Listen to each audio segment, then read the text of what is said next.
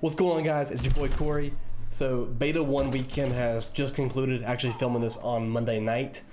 So we actually have a couple of hours going into Tuesday with beta 1 open, but I wanted to take a moment and just kind of recap everything that we've seen, everything we've played, and kind of some thoughts that I have leading up into beta weekend 2. But I've got 9 things that kind of want to walk through inside of this video and talk about kind of from my experience playing. And so we'll just kick right off with the maps.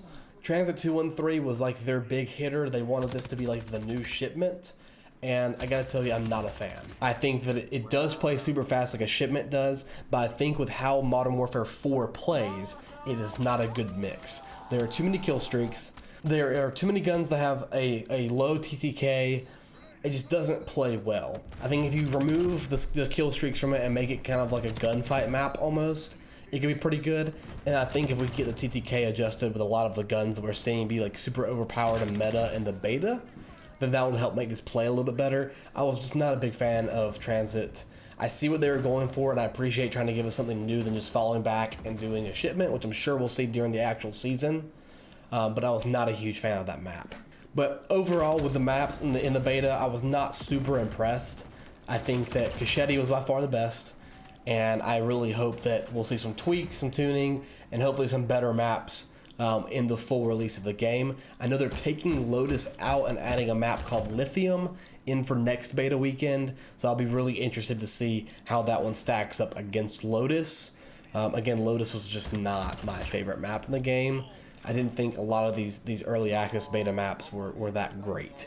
Cachette was by far the best. That is really a great map in my opinion, so I don't want that one to just pull, be dragged down by the rating here. But the maps overall, other than that one, not great. Then you have Kill Block, and I'm not considering Kill Block a map, even though it is a map. I'm considering it a game mode since it was just in gunfight right now. But Kill Block is by far my favorite thing from this COD beta. So I'm super excited for that to get Hardpoint and Dom, and I think Kill confirmed in the full release of the game. And we may be getting some of that next week. I don't know for sure though what's coming to Kill Block for beta 2. But that was definitely a highlight of the beta for me, is how great Kill Block was. From the maps, we're gonna talk about the guns. I felt like a lot of the guns, first of all, the sound design is like so good. I love how the guns sound in this new COD. And this is something they did really, really well in 2019, where the gun sounds just felt real. I don't know if that's the right way to describe it, but it felt powerful the way it sounded. In terms of the gunplay, the Lotus is by far the best SMG I've played with. I was loving the M4 a little bit when I played with it, and even the AK. And then I believe it's the Osiris, is the marksman rifle, and that thing is probably the best gun in the game right now, if you can just hit your shots. Overall, the TTK is a little too fast for me, and that's something that I also want to talk about. They need to tune. So kind of the third thing is TTK, and I think they need to slow it down. I think it needs to be either, this could be a COD where maybe 125 or 150 health isn't a terrible idea. I hope they don't do that. I hope they just tweak the guns a little bit more. They did push a patch kind of in the middle of the beta that did adjust a lot of the guns TTK. That made a difference, and that absolutely helped, but it was definitely not the full solve that we needed.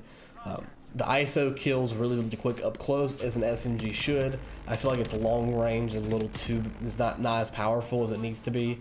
But then you get like the marksman rifles that are one-shotting, and it's all over the place at that point. With kill streaks, I really think that the beta did not showcase kill streaks in the best way possible for weekend 1.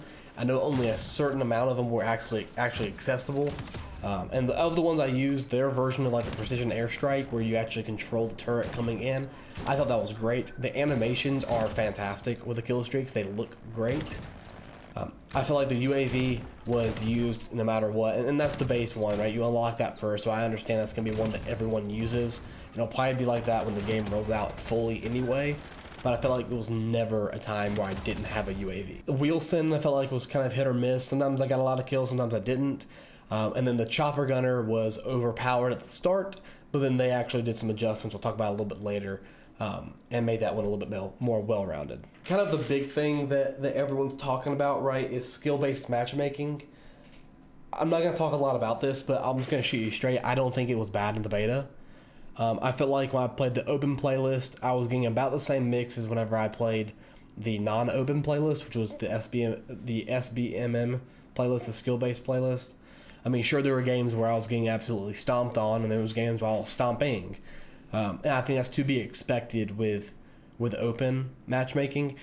A lot of people have complained that it doesn't feel right. I think it felt fine. I'd like to see a few tweaks, but I think people have to understand that open matchmaking does not mean you stomp on everyone you play in the lobby, right? That's what I think a lot of people are expecting as they hop in with a bunch of noobs. It's not what open matchmaking is. You're gonna get a mix, and there's gonna be some games you get absolutely lasered in. So with the patches that Infinity Ward pushed during this beta, we saw TTK get adjusted on some guns. We saw attachments get adjusted a little bit. There's some bug fixes that they had to do. I mean, it's a beta. These things are expected. Overall, the big thing that I saw was they decreased the chopper gunner health by 45%.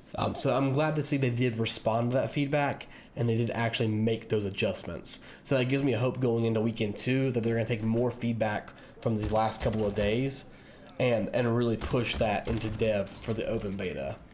I guess the question is, based on the closed beta, is it worth buying MW4?